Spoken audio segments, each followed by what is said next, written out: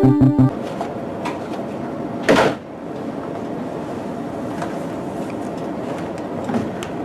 the gloves that we use are specifically for this purpose. And then when you're taking out the sample, you have to be logged in, because we have to make sure that whoever takes out the sample can be traced back afterwards in case something happens or if there's something wrong.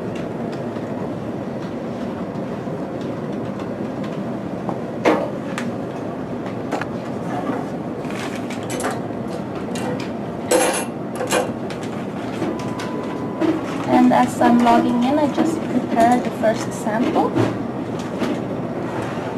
And what I do is that I always make sure that the number that we have given them in the lab is correct with the number that the dentist or the doctor took out. So I always have to double check that the name is correct and also the date of birth is correct.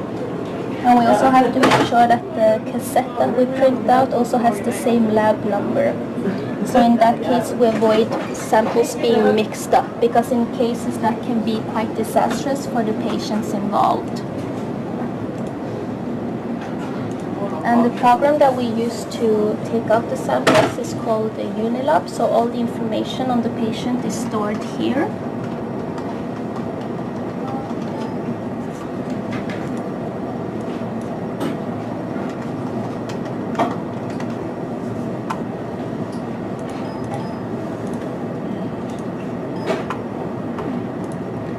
This program is what we use to print out the blocks for the Primera machine. But in this case, I don't need it because I already have my cassettes. So when we take out the samples, we use the window called macroscopy. And then I have to scan in the barcode that I have. And then I just double check that the patient name is correct all the way. And in here, where the microphone is where I dictate the sample. But since I'm doing it in English, I won't be using the program because we do everything in Norwegian. So, so by reading the information that we got, it says that it's a piece of tissue and it's 3 times 4 millimeters, and it's on the inside of the right cheek of the patient, and they might think that it's a polyp. So when I take it out,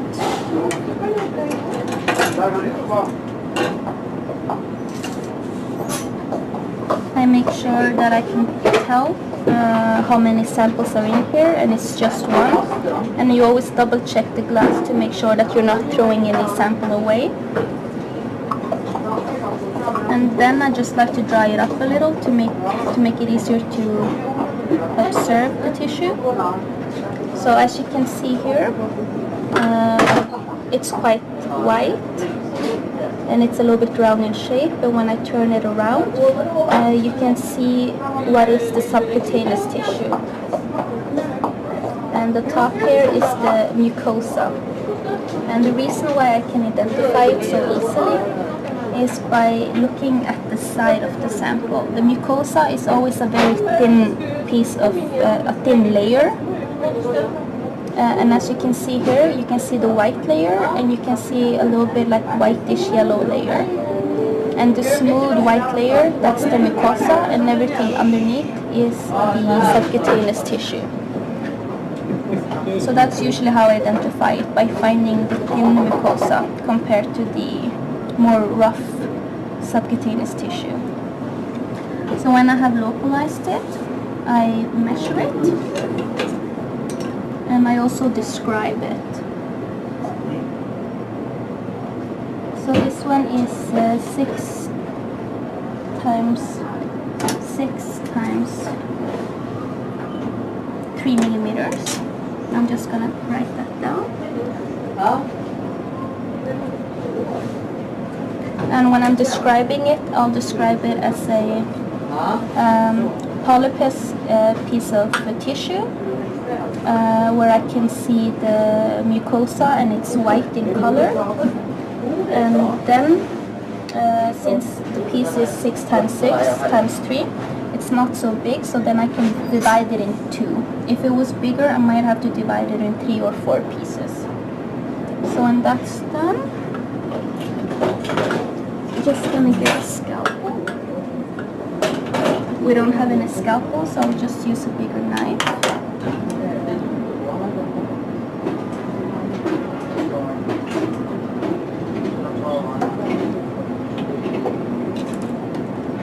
And since this is an oral sample, they want us to divide it through where it's the longest. So instead of dividing it here when it's the shortest, I'll divide it into here. And I also have to make sure that the pieces are as equally as big as possible. There. And now that I've divided it in 2, this is the part where I cut it with the knife. And here you can see very easily the mucosa layer, which is very thin, and the subcutaneous tissue. And when I'm gonna put them inside of here, since this is a cassette for automatic embedding, we have to use these plastic containers to put the tissue inside. So when I'm done cutting it in half, I have to make sure that the orientation is also correct. When we're sectioning them on the machines that you just saw, we want to make sure that we can see both layers in the tissue. So if I were to put it down this way where the subcutaneous tissue is, you'll only see the subcutaneous tissue in the glass afterwards in the microscope. And if I were to put it on the mucosa layer, you can only see the mucosa in the microscope. So to make sure that I have both layers, I have to put it down where I cut it in half. And I also have to make sure that the mucosa layers are facing, so then it's easier for the pathologist in the microscope to compare the 2 mucosa layers. So then I just put them in here, side by side, and I just close it like this. And now it's safe in the container. And as you can see, here is the mucosa and here's the subcutaneous tissue on the outside. And then I just put it in here and the sample is done.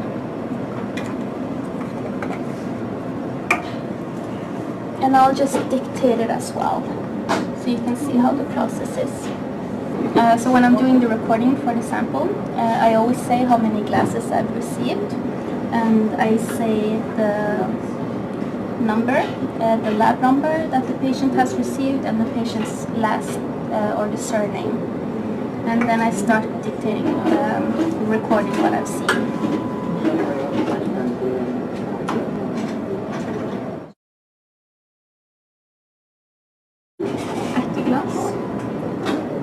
Innehåller vävsbit, slimhinna, vit overflate, måler 6 x 6 x 3 mm, 2-deles blokker, takk.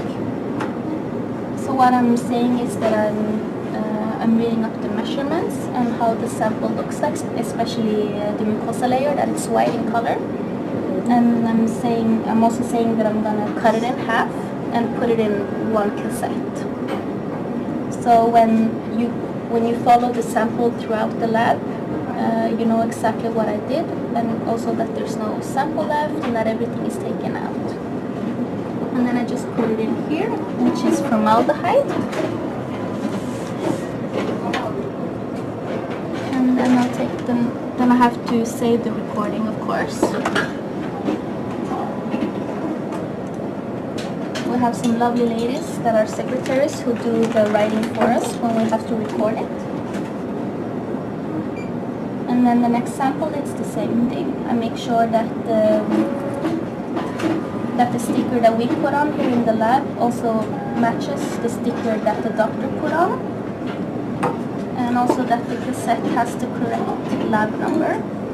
And here it says that it's soft tissue from the right side of the tongue. And it says that the mucosa has become thicker and white in color, and the dentist wants to know if there's hyperplasia because of irritation. So then I'll just open the sample and take out what I have. And I can see that it's one big sample. You can obviously see that it's from the tongue because you can see the papillaries. And when I turn it around, the tissue is more brown in color, and that's the subcutaneous tissue. So this is the upside of the tongue, what you see when you're sticking your tongue out, and this is what's on the inside when you cut it open. And as you can see, it's also quite white in color. It's not like a pinkish reddish color that the tongue usually is. And that can be because of the hyperplasia, and sometimes it could also be because of the formaldehyde, because the formaldehyde can darken the color when it's been processed. So this is the same thing here. I'll just measure it up.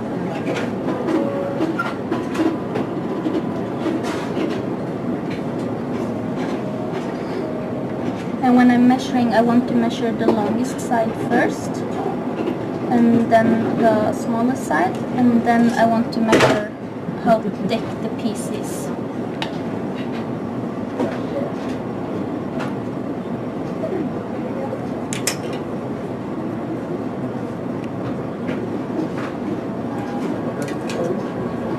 And also you can see that it's not like smooth as this last sample was, and that's probably because it's from the tongue area. So with this sample, I'm also gonna cut it in half during the longest part. And also, as you can see, it's been divided slightly in two, and that might be that when the dentist took it out, they might have cut a little bit wrong and decided to take a bigger piece, but it won't affect the sample or the rest of the process in any way.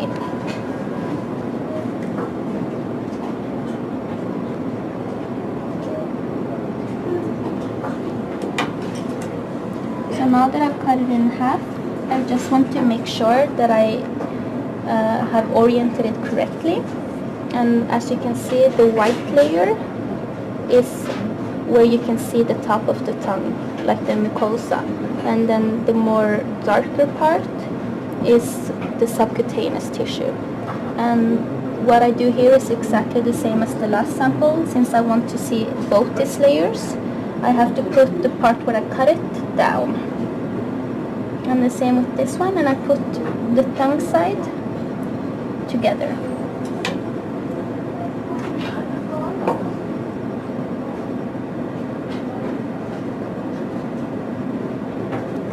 There's not always room for these bigger samples than the smallest one, so I'll just use the medium-sized one.